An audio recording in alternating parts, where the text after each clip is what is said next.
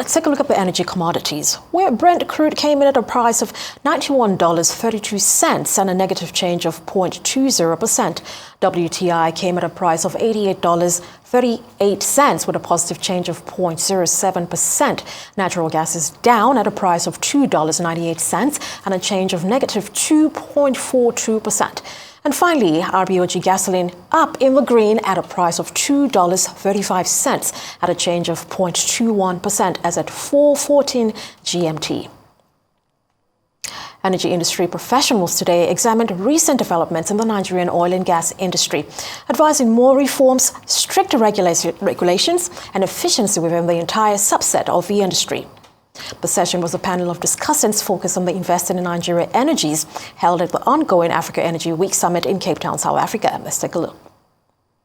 Nigeria also has a growing population that is resulting in increase in demand for energy. The population of Nigeria, as currently estimated, is over 200 million people. 200 million people relying on the resources that are available means that we have, with that growing demand in energy and the resources embedded underground, what is missing is bringing the resources to surface to meet the demand. So what does that call for? It means there is investment, there is need for investment to bring about the production of those resources to meet the energy demand. We talk about energy poverty in Africa. Meanwhile, we are endowed with the resources underground. So why is there energy poverty? It's because of lack of adequate investment to meet the demand. The pipeline situation in Nigeria is challenging, I think we all know. I'm not sure anybody will ever sit around here and give a clear solution. So we just need to look at it differently. So our investment in infrastructure, the midstream, I think is something that Century Energy takes to heart as part of our commitment to find a safe, profitable evacuation route for the crude that we can't get through the pipeline, therefore allowing our production to come back online and getting the gas back into where it should be. Some of my colleagues talked about the resources, subsurface as well as the people. And I agree, Nigeria is truly blessed in both these cases. And as such, the availability of these high-quality resources really presents tremendous opportunity for Nigeria to be competitive and to sustain investor confidence. And if I step back, I think as societies and governments contemplate the future of energy and the policies that shape the energy landscape today and into that future, it's really important to focus on three areas: economic prosperity, energy security, and environmental protection. And this fundamental reality really underpins what Chevron Nigeria is about.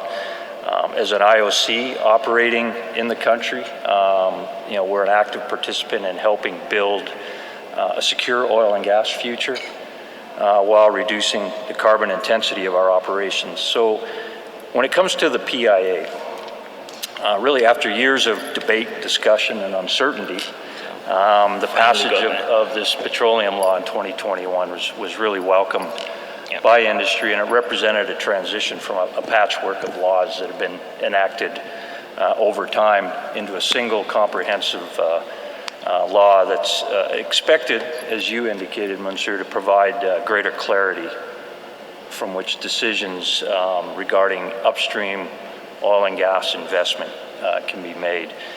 And so really the PIA is a step in the right direction to define the framework for our industry. But beyond this, Chevron believes that a good regulatory framework is key to expanding the fortunes of Nigeria's oil and gas industry. And further, there's need for policy support to really develop those new energy solutions of the future and to ensure the competitiveness of our energy sector in the country. The PIA, some of the advantages you sort of mentioned when you introduced the panel and the themes. Revolutionary because it does a number of things. I want to focus on a number of pain points that had been, because again, I'm a finance lawyer.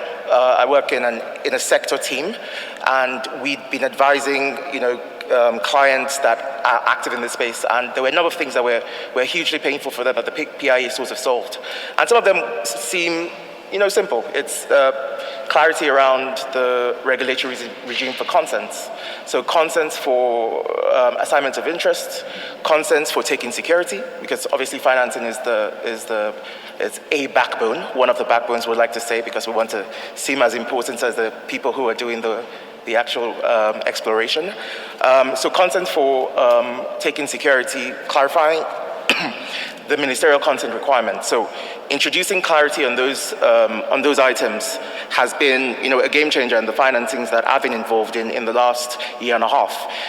And many people will be familiar with, say, the deemed consent regimes that are built into the PIA.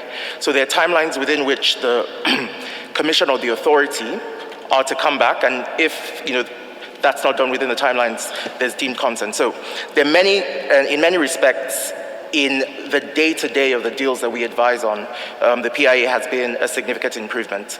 But, it's a walk, it's a journey. It's a, as someone else has said, a step in the right direction. There are obviously many other things, because it's a document that can't operate in a vacuum. Much needs to be done in terms of policy supports. Much needs to be done in terms of clarifying other things, political and policy-wise, that were issues, including some of which that made it quite difficult to pass the PIB. So I think, as I've said, great start, but more needs to be done, and we will do that as we continue to operationalize the Act.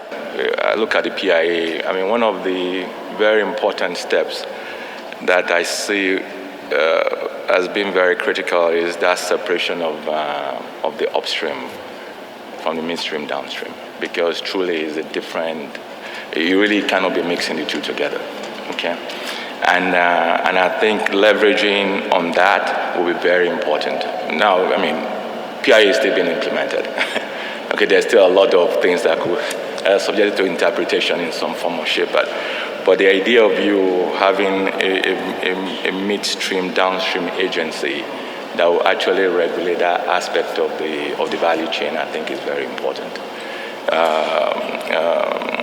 How that will play out in the next year or so, it still remains to be seen.